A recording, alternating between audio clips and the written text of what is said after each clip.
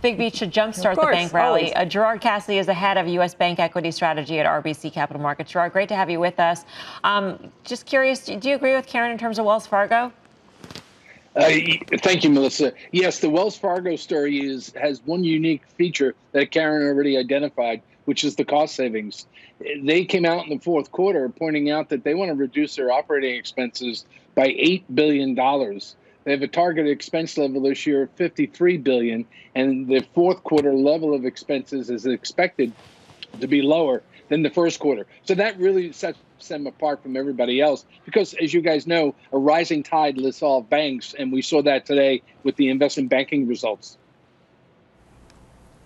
Gerard, I look at this, I try to make it simple because that's what I typically do in life. But I think one of the reasons JP Morgan's price action was disappointing because tangible book came in below expectations, I think 66.5. The market says, wait a second, JP Morgan's trading 2.3 times tangible book. And then I look at a Citi whose tangible book is now 77-ish. And I say, maybe that's the one that people should be looking at. Am I making it too simple or is it as easy as that?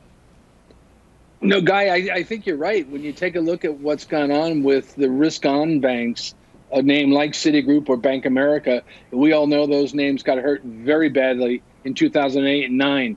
They trade at very big discounts to the stalwart, which is, of course, JP Morgan. What we envision seeing over the next 12 to 18 months is those discounts to JP Morgan should narrow because Citi and Bank America are obviously not going to blow up like they did back in 2008 and 9. So I think you're looking at it the right way, and Citi is an attractively priced stock at these levels. Hey, Gerard, it's Tim. What are you doing with the reserve provisions and how we should look at them as, essentially tailwind profitability that still is the investor's friend going into a period of economic expansion, seemingly better credit story over the next 12 months? Tim, you're so right. The loan loss reserve releases, and Karen touched on this in her comments, they were enormous today, particularly for JP Morgan.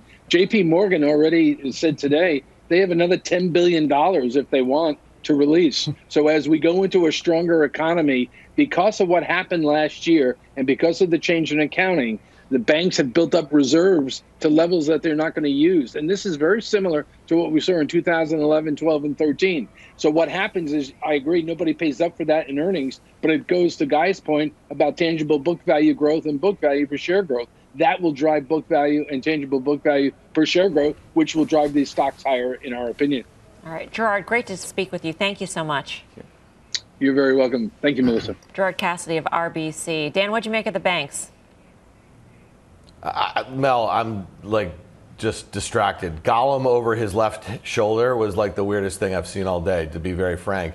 But as far as the bank price action, I mean, listen, I think if you look at the XLF here and you look at the uptrend that it's been in since this November breakout where we got the vaccine news and the election, that sort of thing, it's just held that uptrend and it's right in the middle of that trend channel. So to me, until that's broken, you probably stay the course. There's just a lot of bullish things going on as it relates to those unlocking of those loan loss reserves, and it may give them the opportunity to be a bit more opportunistic on the investment side that Karen is looking for some of these big banks. All right.